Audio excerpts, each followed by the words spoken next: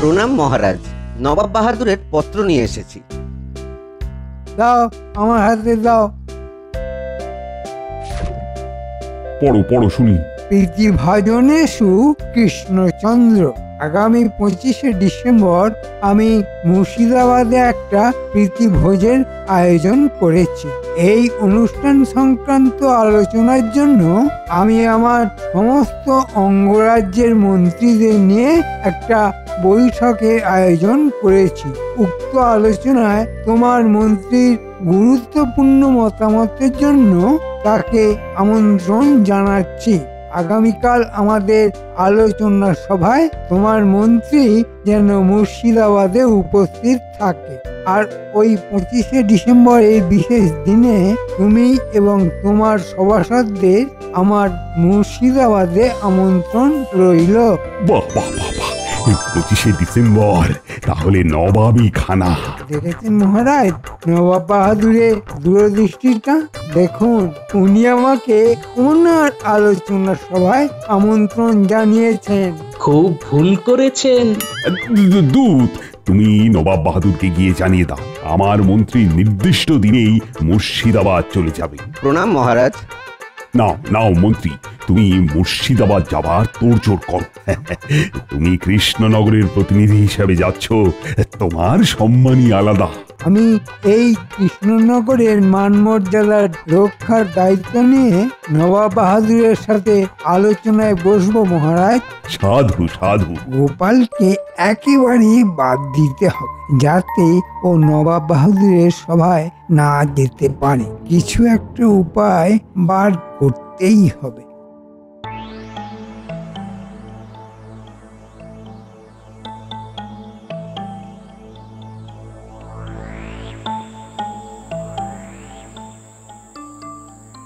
ফাটাবো গোপালের কপাল, মেটাবো মনের ঝাল। গুনগুন করে যাচ্ছ? তুমি জানো নবাব বাহাদুর আমার সঙ্গে আলোচনায় বসার জন্য দূত পাঠিয়েছেন। আমি এখান থেকে মহারাজের প্রতিনিধিত্ব করছি। ও মা, তাই তাই তাই তাই মামার বাড়ি যাই। তবে শুনে রাখো, রাজাকে শুধু দেশের লোক পুজো করে, আর এই বিদ্বান ব্যক্তিকে পৃথিবীর সবাই পুজো করে। রাত পোহালেই মুর্শিদাবাদে যাব নবাবের সঙ্গে আলোচনায় বসতে। বুঝলে গিন্নি, 25শে ডিসেম্বর নবাব বাহাদুর আমাদের সমস্ত সদস্যকে মুর্শিদাবাদে নিমন্ত্রণ জানিয়েছেন। তা শুনে আমার কি হবে বলো? হ্যাঁ, নবাব তো আর সবার বউদের নিমন্ত্রণ করেনি। হ্যাঁ না, তা অবশ্য করেননি, কিন্তু ওই একটা কথা আছে না, ওই পতির পুণ্যে সতীর পুণ্য। অতি চব্যতস্য খাবে আর সতী শূন্য পেটে থাকবে, তা হবে না। হ্যাঁ, তোমরা খাবে আর আমরা দেখবো আর মুখে বলবো অতির পুণ্যে সতীর পুণ্য, আমাদের পেট কি থাকবে শূন্য? হ্যাঁ, তোমার এই অকাট্য যুক্তি মহারাজকে কালকে আমি নিবেদন করব। দেখি মহারাজ কি বলেন। ধন্যবাদ গো।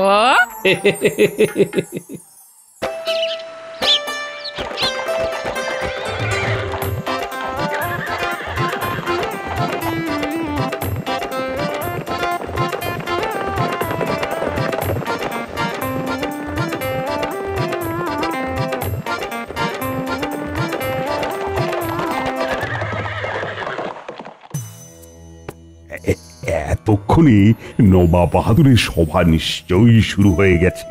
মহারাজ, একটা কথা নিবেদন করব। কি কথা? আগে মহারাজ, আমরা সভাসদরা সবাই মনের আনন্দে নবাবী খানা খেতে যাব, আর আমাদের সহধর্মিনীরা পেটে তালা দিয়ে থাকবে মহারাজ। কথাটা তুমি মন্দ বলনি, কিন্তু নবাব বাহাদুর তো আমাদের সভাসদদের বলেছেন। কিন্তু আমরাও তো 25শে ডিসেম্বর আমাদের মতন করে পালন করতে পারি। একদিনে দু জায়গায় কি করে অনুষ্ঠান আয়োজন করা যাবে গোপাল? এটা তুমি কিরকম বোকার মতন কথা বললে না? আরে বাবা, 25শে ডিসেম্বরেই যে অনুষ্ঠানটা করতে হবে তার তো কোনো মানে নেই। 25শে ডিসেম্বর উপলক্ষে আমরা অনুষ্ঠানটা 26শে ডিসেম্বরও করতে পারি। তা পারি, নিশ্চয়ই পারি। এবং এটা নিয়ে আমি আজ রাতেই তোমার রানীমার সঙ্গে কথা বলবো। এই কথার উপর আর কি কথা বলা যায় নবাব বাহাদুর? খুব উত্তম কথা, আমি সহমত জানাই। আমিও সহমত জানাচ্ছি নবাব বাহাদুর। আমারও না নেই নবাব বাহাদুর। তাহলে তোমরা সব একমত তো? আমার ছোট্ট একটি নিবেদন আছে নবাব বাহাদুর। আবার কি হলো তোমার? দেখুন নবাব বাহাদুর, আপনার সভায় সাহেবরা আসবেন, সাহেবদের সঙ্গে আমাদের সকলের পরিচয় করিয়ে দেবেন। এটা খুবই ভালো প্রস্তাব, কিন্তু আমাদের মধ্যে একমাত্র ছানা কেটে দেবে যে গোপাল। কি রকম ছানা কাটবে একটু বলে দাও। দেখুন, এই সভায় আমরা যারা আছি তারা প্রত্যেকেই সুন্দর, সুসভ্য, মার্জিত, ভদ্র মানুষ। আপনার সভা উজ্জ্বল হয়ে উঠবে আমাদের দেখে। তার মাঝে গোপাল যদি আসে তাহলে কিরকম ছানা কেটে যাবে বলুন তো? কৃষ্ণনগরের মন্ত্রী একদম ঠিক কথা বলেছে নবাব বাহাদুর। আর ওর ওই বিদঘুটে ভুঁড়ি দেখে সাহেবরা হাসাহাসি করবে। এটা নবাব বাহাদুরের পক্ষেও খুব মঙ্গলজনক হবে না? হ্যাঁ, ঠিক ঠিক। ওকে নিমন্ত্রণ করাটাই হবে আমাদের ভীষণ বড় ভুল। আমাদের মূল লক্ষ্য সাহেবদের সন্তুষ্ট করা। সেটাকে লক্ষ্য রাখলে গোপালের মতো কদর্য টাকলা মূর্খ একজন মানুষকে না বলাই উচিত নবাব বাহাদুর। সবই তো বুঝলাম উজির, কিন্তু এই কথাটা বলবো কি করে? নবাব বাহাদুর, ওটা আমার ওপর ছেড়ে দিন, আমি পরিষ্কার বলে দেব। নবাব বাহাদুরের নিমন্ত্রণ রক্ষা করতে হলে যাদের ঢেউ খেলানো চুল আছে তারাই একমাত্র নিমন্ত্রণ রক্ষা করতে যাবে। ব্যাস হয়ে গেল। কৃষ্ণনগরের মন্ত্রী বিচক্ষণ, তিনি কি সুন্দরভাবে সমস্যার সমাধান করে দিলেন। ও কি আনন্দ যে হচ্ছে, বলে বোঝাতে পারবো না। সবাই একেবারে আমায় ধন্য ধন্য করছে। ঠিক আছে, তোমাদের সকলের যা ইচ্ছে তাই হোক। অবশেষে জিতলাম, কি যে আনন্দ হচ্ছে। এই প্রথমবার গোপালকে একটু প্যাঁচে ফেলতে পেরেছি। বুঝলে রানী, গোপাল আজ সভায় একটা প্রস্তাব রেখেছে আমার কাছে। কি প্রস্তাব মহারাজ? বড়দিনে আমাদের তো নবাব বাহাদুরের কাছে নিমন্ত্রণ আছে, আমরা তো যাবই। তা গোপাল গিন্নি বলেছে তারা কেন নিমন্ত্রিত হবে না। ঠিকই তো বলেছে। আমরা যদি আপনাদের অর্ধেক হই তাহলে তো আমাদেরও বলা উচিত মহারাজ। এটা আপনাদের নবাব বাহাদুরের এক চোখমি। আমি বলেছি যে বড়দিনের উৎসব আমিও করব, তবে দুদিন পরে আমার রাজ্যে। তুমি হবে তার মূল উদ্যোক্তা। ঠিক আছে, খুব ভালো প্রস্তাব। আমার তরফ থেকে প্রত্যেক সভাসদদের বাড়ির গৃহকর্ত্রীদের কাছে নিমন্ত্রণ পত্র চলে যাবে মহারাজ। তার মানে আমার আবেদন মঞ্জুর হলো? হলো।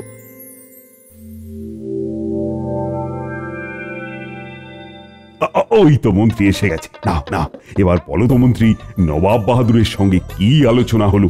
আলোচনা খুব ভালোই হয়েছে মহারাজ।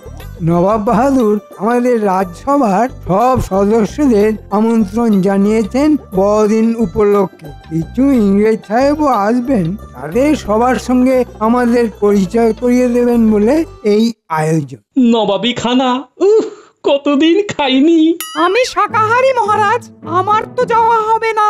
কেক তো ডিম দিয়ে তৈরি হয়, আমি তো আবার ডিম খাই না। এমনিতেই পণ্ডিত আর গোপাল কিন্তু নিমন্ত্রিত নয়। কেন নয়? কেন মহারাজের সভাসদদের মধ্যে কি আমরা পড়ি না? সব জায়গায় একটা সুন্দর অসুন্দরের ব্যাপার আছে তো গোপাল। তোমরা হলে মূর্তিমান অসুন্দর। মন্ত্রী, এ সত্যি নাকি নবাব বাহাদুর, গোপাল, পণ্ডিত এদের কাউকে নিমন্ত্রণ করেননি?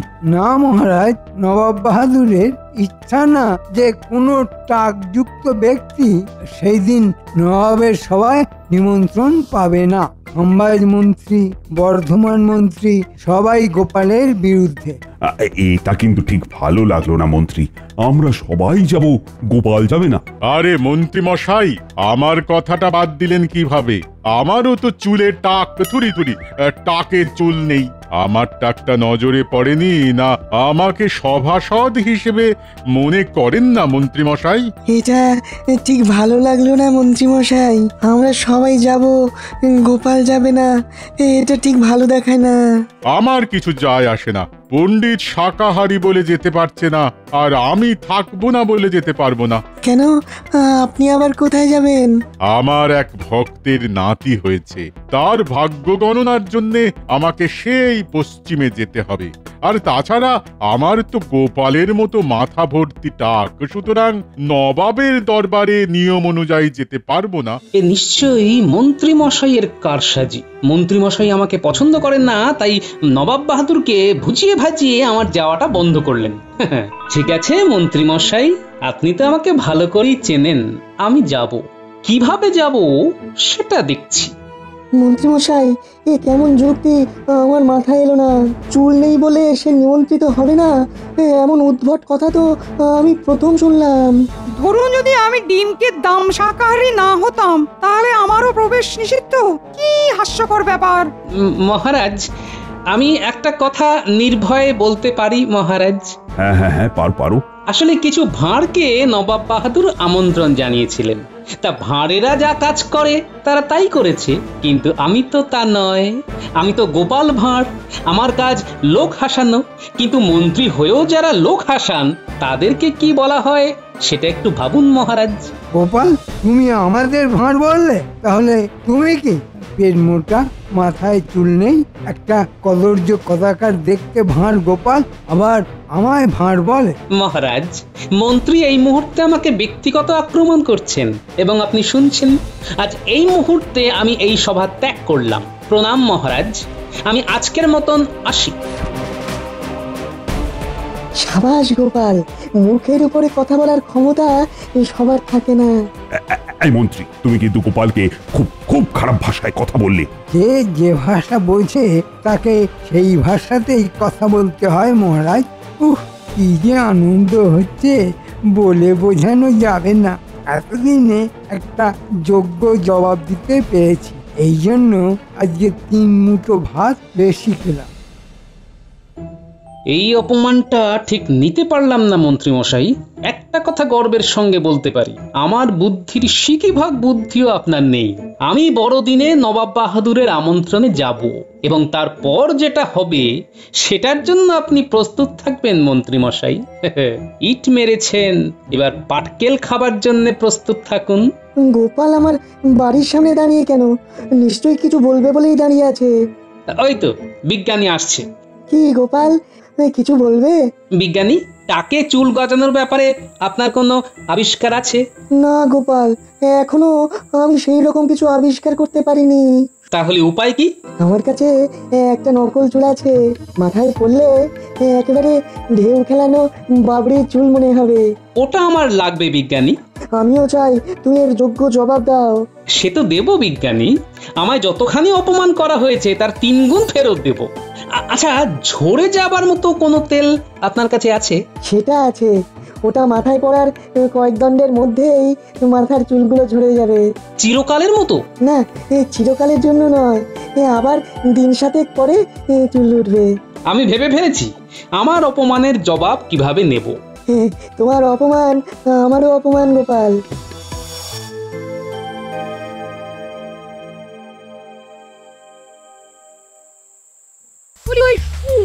মন্ত্রীর এত সাহস, হ্যাঁ? তোমাকে রাজসভায় সকলের সামনে অপমান করে। আচ্ছা গিন্নি, মৌমাছির মৌচাকে ঢিল মারলে মৌমাছিরা কি করে? ওই শয়ে মৌমাছি বেরিয়ে এসে হুল ফোটায়। হ্যাঁ, মন্ত্রী মশাই তেমনি মৌচাকে ঢিল মেরেছেন। বড়দিনে কিরকম হুলটা খাবে সেটা দেখে নিও। আর দেখো তো এখন আমায় কেমন লাগছে। তোমার বয়স তো 3 কুড়ি কমে গেল গো। মনে হচ্ছে গিন্নি এটা নকল চুল? না না, একেবারে আসলের মতো। ব্যাস, এটাই হলো আমার নবাব বাহাদুরের নিমন্ত্রণ রক্ষা করার প্রবেশপত্র। এখন তো শীতকাল, এই চুলটা পড়লে মাথায় ঠান্ডা লাগবে কম, বুদ্ধিটা বেশ জমাট থাকবে, বুঝলে গিন্নি? মানে তুমি যাচ্ছ? শুধু যাচ্ছি না, জ্বালাতে যাচ্ছি। এই শিশিটা দেখেছো? এটাই হচ্ছে ব্রহ্মাস্ত্র।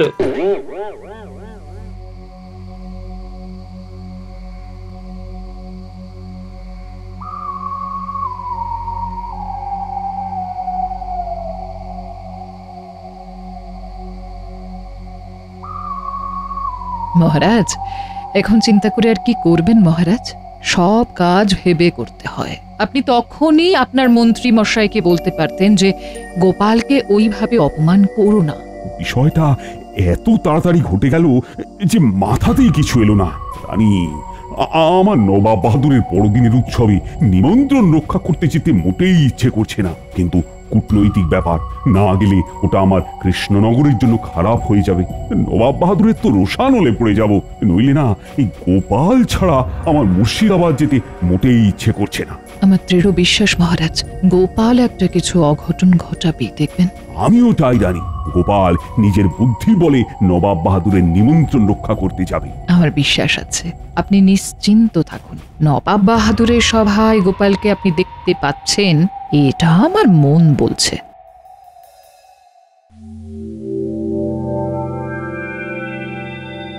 Merry Christmas, merry Christmas.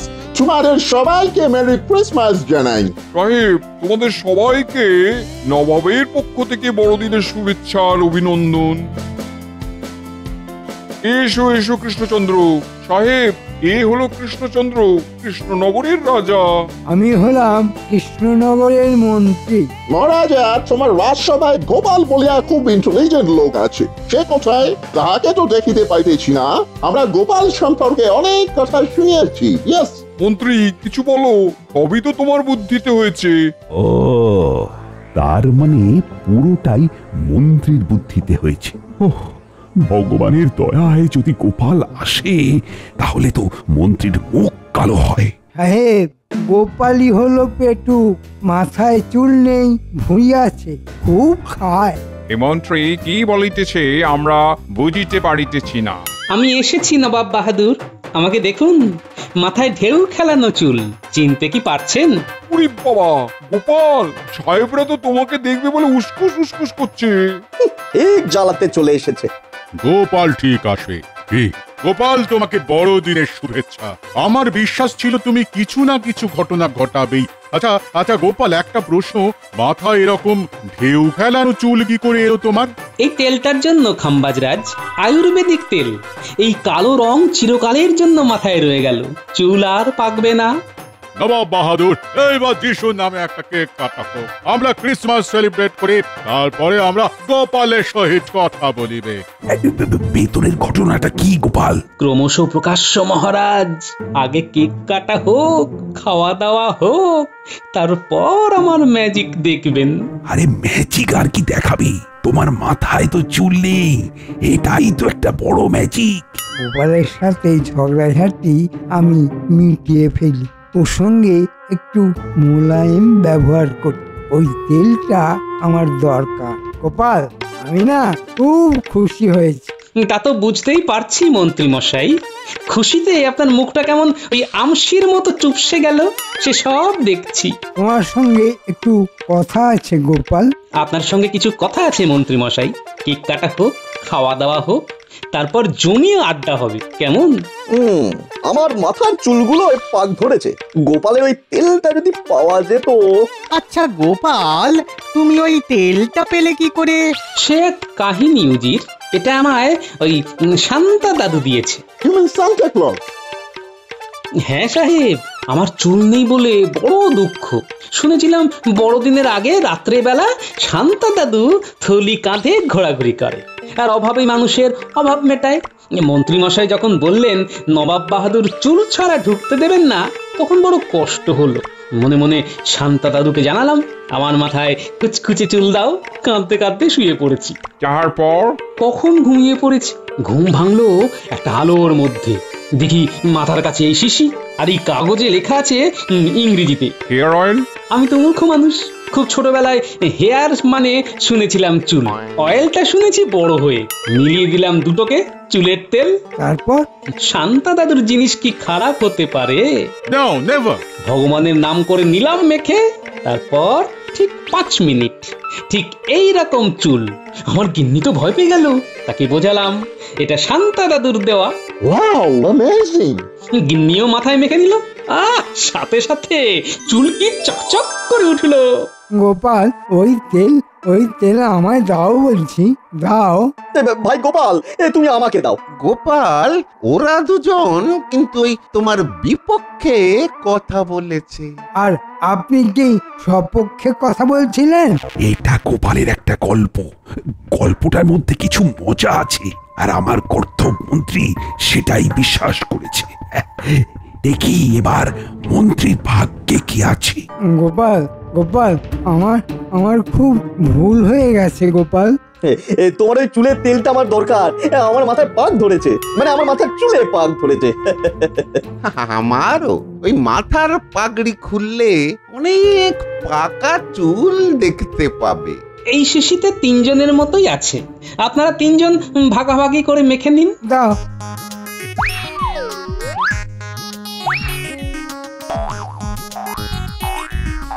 দাও বলছি, দাও। আমাকে দাও, আমাকে দাও, আমাকে দাও, দাও, আমাকে দাও। এই তো শুরু হয়ে গেল চুল নিয়ে চুলোচুলি। এবার আসল মজা।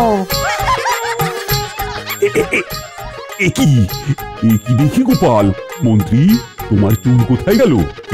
মাথা ভর্তি টাক। এটাই হলো গোপালের বুদ্ধি। আমাদের 3 রাজার মন্ত্রীগুলো হলো গর্ধ, তারা গোপালের ফাঁদে পড়লো আর মাথার চুল হারালো।